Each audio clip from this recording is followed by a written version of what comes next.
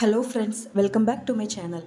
இன்றைக்கி நம்ம கிச்சனில் ஒரு சூப்பரான ஒரு டிஃபன் காம்போ தான் பார்க்க போகிறோம். சக்கரவள்ளி கிழங்கு வச்சு நம்ம எப்படி சப்பாத்தி செய்கிறதுன்னு பார்க்கலாம். இது ரொம்ப ஹெல்த்தியான ஒரு சப்பாத்தி ரெசிபி. கண்டிப்பாக ட்ரை பண்ணி பாருங்கள். கூடவே அதை தொட்டு சாப்பிட்றதுக்கு நம்ம பன்னீர் வச்சு ஒரு புர்ஜி பண்ணலாம்.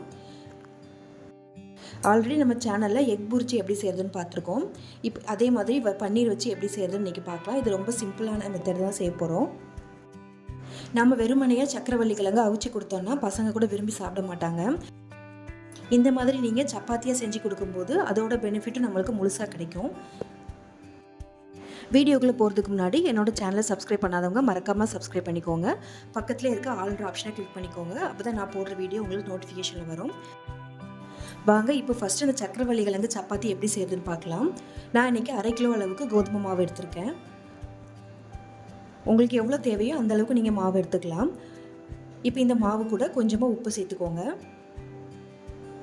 சேர்த்துட்டு இதை நல்லா கலந்து விட்டுருங்க. நம்ம இனிப்பு கிழங்கு தான் சேர்க்க போகிறோம், இருந்தாலும் அதுக்கு நீங்கள் கண்டிப்பாக உப்பு சேர்க்கணும். சேர்த்துட்டு இப்போ நான் இதில் 1/2 கிலோ அளவுக்கு சக்கரவள்ளி கிழங்கு வேக வச்சு இந்த மாதிரி நல்லா மசிச்சு எடுத்து வச்சுருக்கேன். அதை இப்போ இது கூட சேர்த்துக்கலாம். குக்கரில் வச்சு ஒரு 2 விசில் விட்டிங்கன்னா நல்லா வெந்து வந்துடும். இப்போ அதை நல்லா இந்த மாதிரி மசிச்சு நீங்கள் சேர்க்கும்போது நல்லா கட்டிகள் இல்லாமல் நல்லா மிக்ஸ் பண்ணி நம்ம எடுக்கிறதுக்கு ஈஸியாக இருக்கும். இப்போ இது எல்லாத்தையுமே நம்ம சேர்த்துட்டோம். ஃபஸ்ட்டு நம்ம இதை நல்லா மிக்ஸ் பண்ணி விட்டுக்கலாம். ஃபஸ்ட்டே நீங்கள் நிறைய தண்ணி எதுவும் நீங்கள் சேர்த்துட வேண்டாம். இது நம்ம பிசைஞ்சு முடிச்சதுக்கப்புறமா தேவைப்பட்டுச்சுன்னா கொஞ்சம் கொஞ்சமாக தண்ணி சேர்த்து நீங்கள் பிசைஞ்சிக்கோங்க. இப்போ பாருங்கள், ஃபஸ்ட்டு கொஞ்சமாக தண்ணி தெளிச்சிட்டு இந்த மாதிரி நம்ம பிசைஞ்சு பார்த்துக்கலாம்.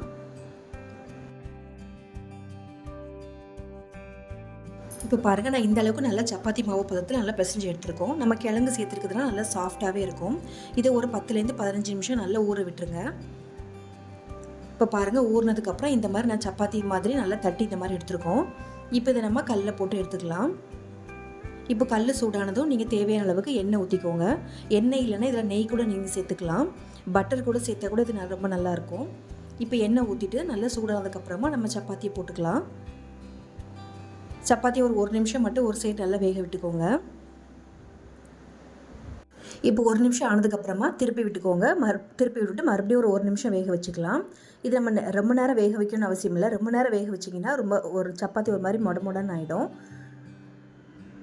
இப்போ தேவையான அளவுக்கு திருப்பி எண்ணெய் ஊற்றிட்டு ஒரு நிமிஷம் வெந்ததுக்கப்புறமா நம்ம எடுத்துடலாம். இந்த சப்பாத்தி ரொம்ப சாஃப்டாக இருக்குங்க. எவ்வளோ நேரம் ஆனாலும் சாஃப்டாகவே இருக்கும். நம்ம இதில் கிழங்கு சேர்த்து நம்ம மசிச்சு எடுத்துருக்கிறதுனால நல்லா சாஃப்டாகவே வரும்.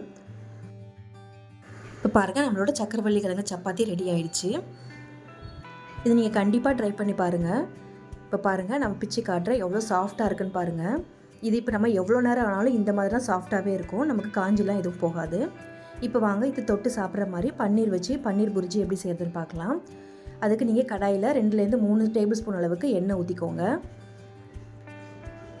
இப்போ எண்ணெய் ஊற்றிட்டு சூடானதும் இது கூட கொஞ்சமாக சீரகம் சேர்த்துக்கலாம். நீங்கள் தேவைப்பட்டுச்சுன்னா நீங்கள் எண்ணெய் கூட கொஞ்சமாக பட்டர் கூட சேர்த்துக்கலாம். இப்போ சீரகம் நல்லா பொரிஞ்சு வந்ததுக்கப்புறமா 1 டேபிள் ஸ்பூன் அளவுக்கு கஸ்தூரி மேத்தி சேர்த்துக்கலாம். சேர்த்துட்டு இந்த ரெண்டும் நல்லா பொரிஞ்சு வரணும். பொரிஞ்சதுக்கப்புறமா இது கூட நம்ம கட் பண்ணி வச்சுருக்க வெங்காயத்தை நம்ம சேர்த்துக்கலாம். வெங்காயம் நல்லா நீங்கள் பொடிசாக சாப் பண்ணி எடுத்துக்கோங்க. இந்த மாதிரி நீங்கள் மசாலா பண்ணும்போது நீங்கள் நல்லா பொடிசாக சாப் பண்ணி எடுத்துக்கிட்டால் தான் நமக்கு சீக்கிரமாக மசிஞ்சு வரும். இப்போ பாருங்கள், இதோட கலர் நல்லா மாறணும். அந்தளவுக்கு நீங்கள் ஃப்ரை பண்ணி எடுத்துக்கலாம். ஒரு 2லேருந்து 3 நிமிஷம் நல்லா வதக்கி விட்டுக்கோங்க. இப்போ இது வதக்கி வர்றதுக்காக கொஞ்சமாக இப்போதைக்கு 1/2 ஸ்பூன் அளவுக்கு உப்பு சேர்த்துருக்கேன். உப்பு சேர்த்துட்டு நல்லா வதக்கி விடுங்க. இப்போ 2-3 நிமிஷம் ஆயிருக்கு. இப்போ இது கூட காரத்துக்காக பச்சை மிளகாய் சேர்த்துக்கலாம். நான் ஒரு 2 பச்சை மிளகாய் இந்த மாதிரி பொடிசாக கட் பண்ணி சேர்த்துருக்கேன். இப்போ அதையும் சேர்த்து நல்லா கலந்து விடுங்க. இப்போ கலந்து விட்டதுக்கப்புறமா இதில் 1 டேபிள் ஸ்பூன் அளவுக்கு இஞ்சி பூண்டு பேஸ்ட்டு சேர்த்துக்கலாம். சேர்த்துட்டு இப்போ இதோட பச்சை வாசனை போகணும், அந்தளவுக்கு நம்ம வதக்கி விட்டுக்கணும். ஒரு 2-3 நிமிஷம் ஆகும் நமக்கு இதோட பச்சை வாசனை போகிறதுக்கு. இப்போ நல்லா வதக்கி விட்டாச்சு. இப்போ நல்லா ஃபைனாக சாப் பண்ணி வச்சுருக்க தக்காளி இதில் சேர்த்துக்கலாம். நான் இதில் 2 தக்காளி சேர்த்துருக்கேன். இதே மாதிரி அதையும் வெங்காயம் நம்ம கட் பண்ணி சேர்த்த மாதிரி நல்லா பொடிசாக சாப் பண்ணி எடுத்துக்கோங்க. அப்போ தான் நமக்கு சீக்கிரமாக நல்லா மசிஞ்சு வரும். இப்போ பாருங்கள், இது தக்காளியோட பச்சை வாசனையும் போய் நல்லா தக்காளி நமக்கு வெந்து வரணும். அதுக்காக நம்ம மூடி போட்டு ஒரு 2லேருந்து 3 நிமிஷம் வேக விட்டுறலாம்.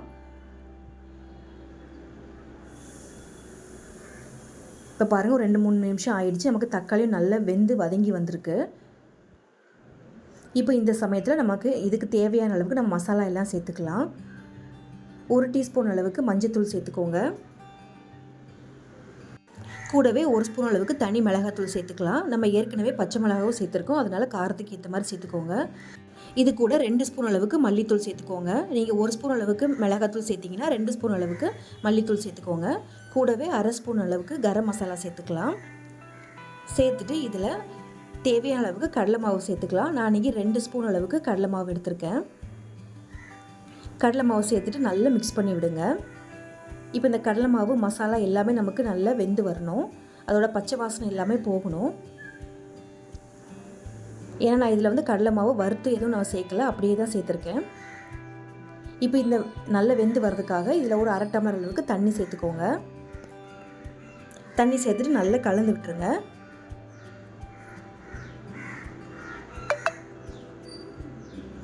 இப்போ இந்த கடலை மாவு மசாலாவோட பச்சை வாசனைலாம் போகணும். அதுக்காக ஒரு 2-3 நிமிஷம் நல்லா கொதிக்க விட்டுடலாம்.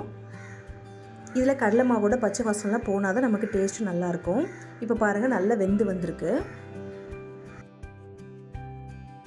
இப்போ இந்த சமயத்தில் நம்ம துருவி வச்சுருக்க பன்னீரை சேர்த்துக்கலாம்.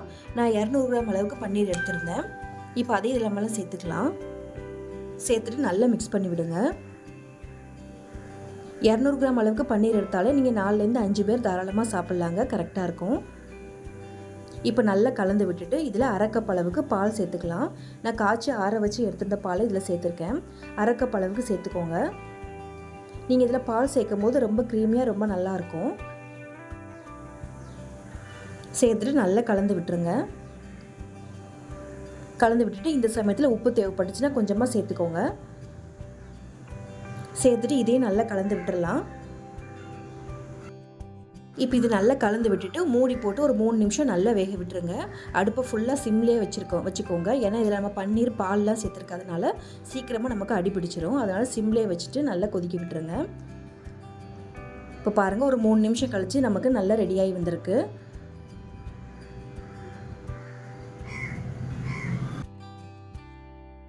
இப்போ இது நல்லா ரெடியாகி வந்ததுக்கப்புறமா இதில் ஒரு 2 பச்சை மிளகாய் மட்டும் கீறி சேர்த்துக்கோங்க.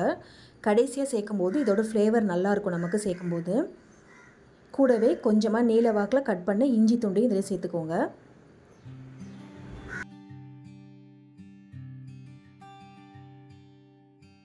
இஞ்சி சேர்த்ததுக்கப்புறமா இதில் தேவையான அளவுக்கு கொத்தமல்லி இலை சேர்த்துக்கோங்க. சேர்த்துட்டு இது எல்லாத்தையும் நல்லா கலந்து விட்டுக்கோங்க.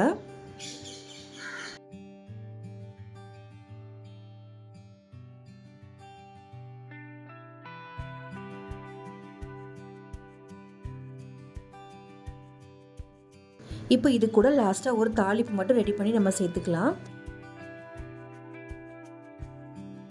ஒரு தாளிப்பு கரண்டியில் ஒரு 2 ஸ்பூன் அளவுக்கு எண்ணெய் ஊற்றிக்கோங்க. எண்ணெய் ஊற்றிட்டு அது சூடானதுக்கப்புறமா இதில் கொஞ்சமாக சீரகம் சேர்த்துக்கலாம். இப்போ இந்த சீரகம் பொரிஞ்சதுக்கப்புறமா நம்ம கலருக்காக 1 ஸ்பூன் அளவுக்கு காஷ்மீர் ரெட் சில்லி பவுடர் சேர்த்துக்கோங்க. இது ஒரு நல்ல கலர் கொடுக்கும் உங்களுக்கு. இந்த பன்னீர் புரிஜிக்கு கண்டிப்பாக காஷ்மீர் ரெட் சில்லி பவுடர் சேர்த்துக்கோங்க. சேர்த்துட்டு இது கலர் மாறுறதுக்குள்ளவே எடுத்துருங்க. கலர் மாறிடுச்சுன்னா நமக்கு தீஞ்சு போன மாதிரி ஆகிடும். இப்போ நம்ம செஞ்சு வச்சுருக்க பன்னீர் புர்ஜியில் இதை சேர்ந்துட்டு நல்லா கலந்து விட்டுருங்க.